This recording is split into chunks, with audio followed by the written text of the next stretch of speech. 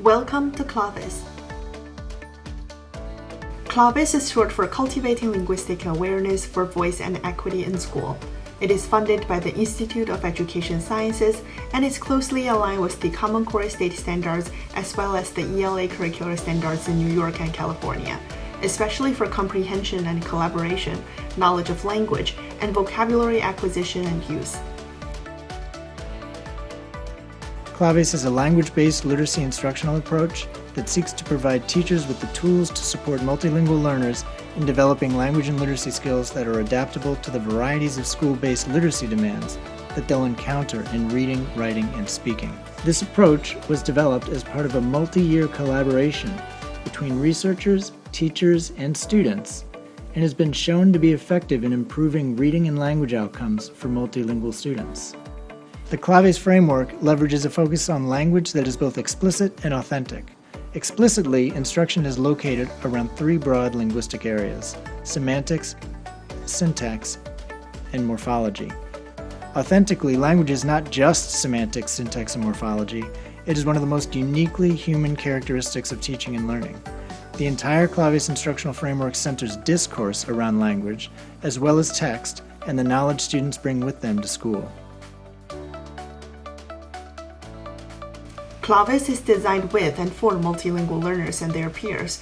The curriculum aims to privilege student voices and experiences in literacy instructions. CLAVES comprises 3 thematic units that integrate English language arts and social studies content.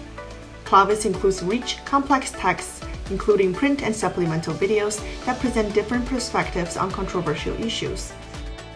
Each unit comprises 3 instructional cycles.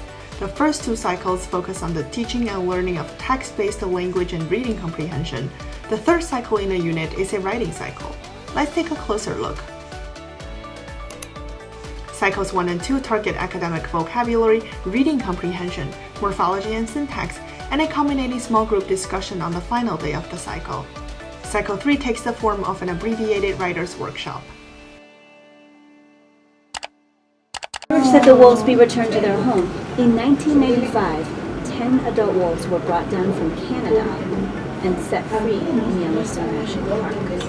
Oh, and then they were having wings, and that's how it got. Exactly. Then we add them to action words. We add them to verbs, and we do the action again. So we can add it to a word like read. Reaction. So we reread, and then we do the action again. Do the action. So we de-stress. We've gotten stressed, and now we want to undo it. We de-stress. I think they should be reintroduced because without the wolves, I think the Lamar Valley looks a little uglier.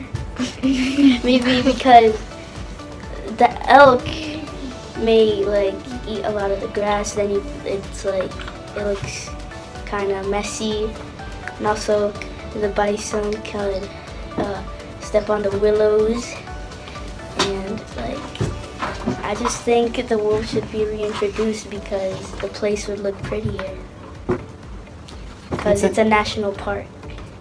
Yeah, because that was one of the reasons why they created national parks, right? To preserve these beautiful places. And animals. But sometimes I think that they should not have let the wolves back inside the Yellowstone National Park because they would kill all the other animals, and the other animals, they couldn't defend themselves because the wolves kept eating them and stuff. And so the other animals couldn't eat and calm, and the wolves would always chase them away and eat them and hunt them for dinner and stuff. At the core of CLAVES, we value student voices and experiences. And by teaching language in explicit and authentic ways, CLAVES seeks to empower students to use their voices to understand and critique the world around them.